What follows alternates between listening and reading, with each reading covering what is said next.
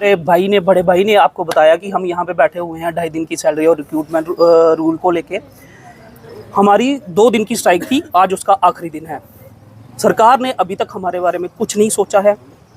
अभी तक 2.5 दिन के बारे में कोई भी कुछ भी हमें अभी तक कुछ नहीं पता है कि हमें सैलरी वो मिलेगी कि नहीं मिलेगी। अब आगे अगर हमें मिल भी गई, आगे हमारा मुद्दा रहेगा रिक्रूटमेंट रूल्स और सर्विस रूल्स का।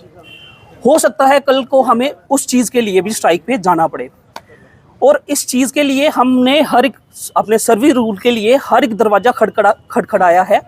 काफ़ी बार कमेटी फ्रेम हुई है, काफ़ी बार ब्रेकडाउन हुआ है कमेटी का। पिछले 7 साल से हम लटक रहे हैं ऐसे ही। हमारी डीपीसी का कुछ नहीं पता, हमें मॉनिटरी बेनिफिट्स नहीं मिल रहे।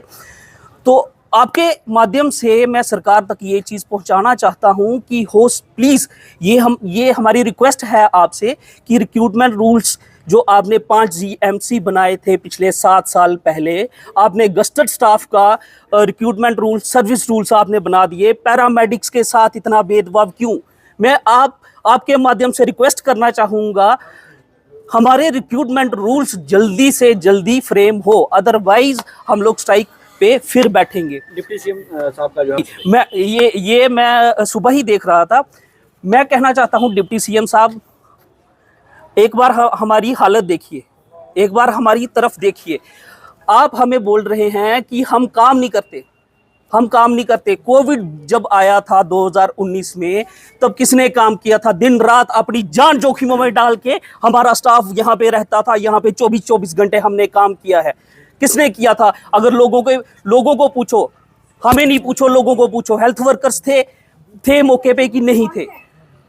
डिप्टी सीएम साहब बोल रहे थे कि ये काम नहीं करते, ये ऐसे ही 2.5 दिन की सैलरी मांग रहे हैं, इनको राइट दरवाज़ा खटखटाना चाहिए था। सर, मैं बताना चाहूँगा आपको, सर, हमने MLA साहब, सर DC साहब, अपनी हायर अथॉरिटी, हम सेक्रेटरीट गए, हम कमिश्नर सर से मिले, हम सबसे मिलके देख चुके हैं, हम मेमोरेंडम दे के देख चुके हैं।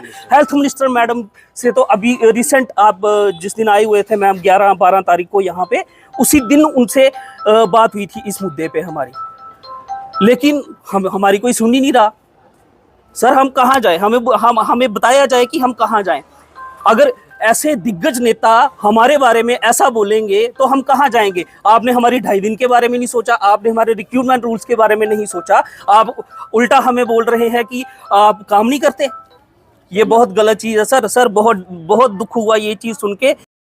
देखिए, ये बड़ा ये बहुत, मैं आपको बताना चाहता हूँ कि ये हम बहुत शब्द नहीं है मेरे पास कि विचार करने के बाद हम स्ट्राइक पे बैठे हैं। जो हमारी जब 2 दिन की स्ट्राइक थी उसका ये आखिरी दिन है, लेकिन अभी तक सरकार ने हमारी मांगों की तरफ कोई ध्यान नहीं दिया है।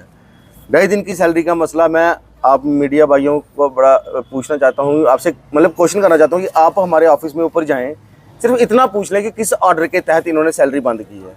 अगर ये कोई हमें ऑर्डर दे देंगे, मैं धरना यहीं पे कटवाऊंगा, यहीं पे ख़त्म कर दूंगा।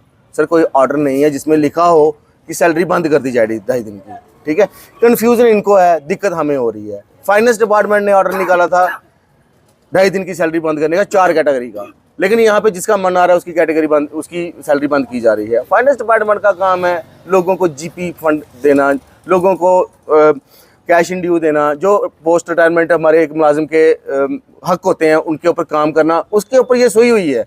और जो हमें मिल रहा है 2.5 दिन की सैलरी, वो इन्होंने बंद करने का ऑर्डर निकाल दिया। नजरअंदाजगी क्यों की जा रही है? सर, मुझे लगता है कि ये कुछ ऑफिसर है जो बाहर से यहाँ पे तैनात हुए हैं हमारे ये यूटी में, इनके दिमाग में पता नहीं कौन सा शफूका चलता है कि शाम को ये एक ऑर्डर निकालते हैं और सुबह उसको इम्प्लीमेंट कर देते हैं। ये कम्युनिकेशन गैप मैं कह सकता हूँ फाइनेंस डिपार्टमेंट का और हेल्थ डिपार्टमेंट का है, जिसकी वजह से आज हम यहाँ पे धरने में बैठे हुए हैं।